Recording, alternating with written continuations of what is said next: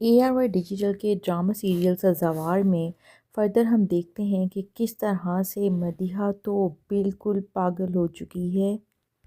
عاشق کے لیے یک طرفہ محبت میں۔ اس کو کسی بہت بڑی غلط فہمی نے آ لیا ہے، کیونکہ عاشق تو اتنا زیادہ اس میں انٹرسٹڈ ہی نہیں لگ رہا، اور وہ ہے کہ ہیلے بہانوں سے عاشق کے بس آگے پیچھے چلتی رہتی ہے، اور اس نے تہیہ کر لیا ہے کہ شادی کرے گی تو صرف اور صرف عاشق سے کرے گی۔ اس کے لیے اپنی یک طرفہ محبت میں وہ تو یہ بھی بھلا بیٹھی ہے کہ وہ اس کی اسی نند کا سگا بھائی ہے جس سے وہ بہرحال بالکل پسند نہیں کرتی، اور جس کے بارے میں ہم پچھلی قسطوں میں دیکھ ہی چکے ہیں کہ کس طرح سے اس نے ہر ممکن کوشش کی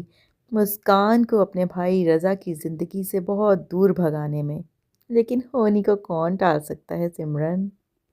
رضا اور مسکان کا نکاح تو بہرحال کافی سارے مسائل کی اور اختلافات کے باوجود بھی ہو ہی گیا، تو دوسری طرف مدیحہ بھی اپنے پلانز میں کافی حد تک کامیاب ہی نظر آ رہی ہے، کیونکہ اپنے لیے آئے ہوئے اتنے اچھے رشتے کو اس نے بغیر کسی وجہ بتائے ہی سخت انکار کر دیا، بلکہ انسلٹ کر کے مہمانوں کو اپنے گھر سے جانے کا بھی کہہ دیا، جس کی وجہ سے مدیحہ کی امی بہت پریشان ہو جاتی ہیں اور اس سے یہی پوچھتی ہیں کہ مدیحہ، کیا تم مجھے بتاؤ گی کہ آخر تم چاہتی کیا ہو اور کیا سوچ رہی ہو، تمہارے دماغ پر کیا چل رہا ہے؟ یہ تو ہم دیکھ ہی چکے ہیں کہ مدیحہ کی امی بھی بہت سیانی ہیں اور بھانپ چکی ہیں مدیحہ کی پسندیدگی اپنی بہو مسکان کے بھائی اشر کے لیے، اور خود بھی ان کو دل ہی دل میں کافی سراہتی ہیں کہ اگر یہ جوڑی بن جائے تو بہت ہی بہترین ہو جائے۔ لیکن اس رشتے کے انکار سے پہلے ابھی تک وہ بھی کنفیوز ہی تھیں، تو مدیحہ بھی ان کو اشارہ دے دیتی ہے کہ امی بس تیاری پکڑیں، ایک رشتہ جلد از جلد آنے ہی والا ہے۔ یہ تو ہم دیکھ ہی رہے ہیں کہ کوئی نہ کوئی وجہ بنا کر یا بہانہ بنا کر وہ اشر کے ارد گرد منڈلاتی ہی رہتی ہے۔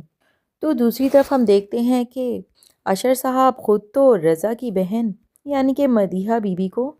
اپنی گاڑی میں گھماتے پھراتے ہی رہتے ہیں کسی نہ کسی وجہ سے، جبکہ ان کا تو ابھی تک کوئی رشتہ بھی نہیں ہے۔ لیکن دوسری طرف سخت ناراض ہو جاتا ہے اشر جب دیکھتا ہے اپنی بہن مسکان کو اس کے شوہر رضا کے ساتھ گاڑی میں کالج کے اوقات میں گھومتے پھرتے۔ اتنا شوق ہونے کی کیا ضرورت ہے بھائی وہ اس کا شوہر ہے اور تم تو اس کی بہن کے ساتھ بغیر کسی ریزن کے ہی گھومے پھرے جا رہے ہو۔ اس بات پہ بہت شور واویلا کر دیتا ہے اشر، اور اس میں شریک ہو جاتی ہے اس کے ساتھ ہی مدیحہ بھی، کیونکہ اس کو تو ویسے ہی موقع چاہیے اشر اور مسکان دونوں بہن بھائیوں کو آپس میں ایک دوسرے سے متنفر کرنے میں۔ تو ایک کی چار لگا کر وہ بتاتی ہے اشر کو کہ مسکان تو اکثر ہی رضا کے ساتھ باہر گھومتی پھرتی رہتی ہے اور یہی کہتی ہے کہ کالج سے تو چھٹیاں ہیں۔ یہ بات تو قطعی برداشت نہیں ہوتی اشر سے، اور وہ سخت شکایت کرتا ہے اپنے ماں باپ سے کہ اس کو بالکل پسند نہیں ہے مسکان کا اس طرح رخصتی سے پہلے آزادانہ رضا کے ساتھ گھومنا پھرنا، اس لیے یا تو فوراً رخصتی کی جائے اور یا پھر دیکھ لیں اس رشتے کا کیا کرنا ہے۔ اس میں بھی اصل میں تو مدیحہ کا ہی فائدہ ہے، کیونکہ اس کے بھائی نے بھی تو شرط لگا دی ہے کہ مدیحہ کی شادی سے پہلے وہ مسکان کو رخصت کر کے اس گھر میں نہیں لائے گا، کیونکہ وہ بھانپ ہی چکا ہے کہ مدیحہ کس قدر تنگ کرنے والی ہے اس کی معصوم ہونے والی بیوی کو۔ تو دوسری جانب ہم دیکھ رہے ہیں کہ دامیہ جو کہ اشر کی آفس کولیگ ہے کس قدر مشکل حالات میں ہے، کیونکہ اس کا نکما بھائی اس کے مہینے کی حلال کی کمائی فوراً ہڑپ کرنے پہنچ جاتا ہے اور اس کو خوب مارتا ہے۔ دامیہ بیچاری مار کھا کر بے حال ہو جاتی ہے اور اگلے دن آفس نہیں جا پاتی، جس کی وجہ سے اشر صاحب ہو جاتے ہیں خاصے پریشان اور پتہ کرنے کے لیے پہنچ جاتے ہیں دامیہ کے گھر۔ تو دوسری جانب ہم کیا دیکھتے ہیں کہ ہوا وہی جس کا تھا ڈر، یعنی مسکان کو اتنا منع کیا اس کے بھائی اشر نے بہت ہی آبویس ریزنز کی وجہ سے کہ رخصتی سے پہلے مت ملے وہ رضا کو، لیکن وہ بھی ہے اپنی محبت کے ہاتھوں مجبور اور روزانہ نکل پڑتی ہے ملاقات کے لیے اپنے شوہر رضا سے۔ تو پھر ایسا کیا ہو جاتا ہے کہ معافی مانگتی ہے اپنی ہو گئی غلطی کی اپنی ماں سے کہ کیا وہ معاف کر سکیں گی اور بھلا پائیں گی اس کی غلطی۔ اس کی ماں تو ہکا بکا رہ جاتی ہے کیونکہ اسی لیے تو وہ ہر وقت اپنے شوہر ہارون کے پیچھے پڑی رہتی تھی کہ فوراً سے پہلے ان کی رخصتی کروا دی جائے، کیونکہ ہونی کو کون ٹال سکتا ہے سمرن۔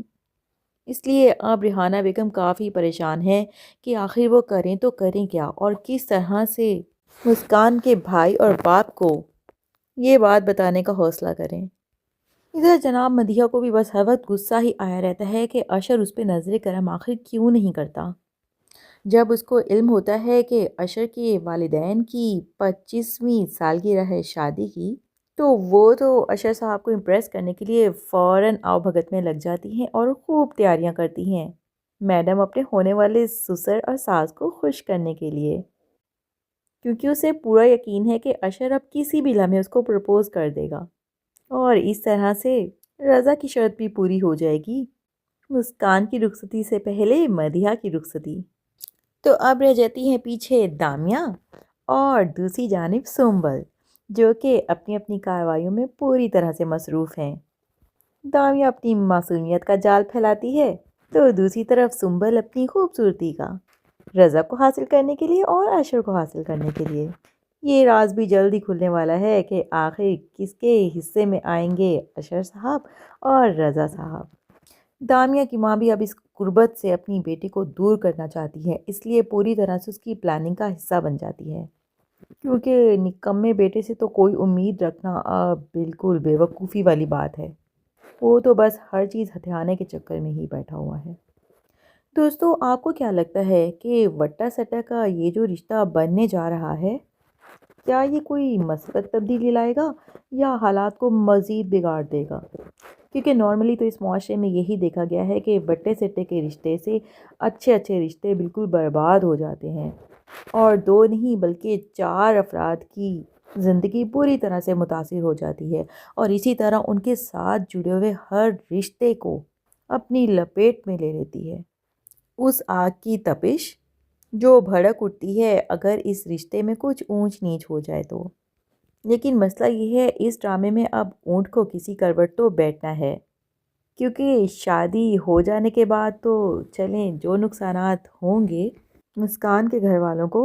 اور اگر یہ شادی نہیں ہوتی پھر تو بس جینا مزید دھوبر کر دے گی اس کی یہ نکچڑی نند مدیحہ۔ تو دیکھتے ہیں کون کامیاب ہوتا ہے اپنی ان کارروائیوں میں۔ ڈرامہ تو انتہائی انٹرسٹنگ موڈ لے چکا ہے، آپ بھی کہیں مت جائیے گا۔ ریویو پسند آیا ہو تو ویڈیو کو ضرور لائک کر دیں اور ہمارے چینل کو سبسکرائب کر دیں۔ بہت بہت شکریہ۔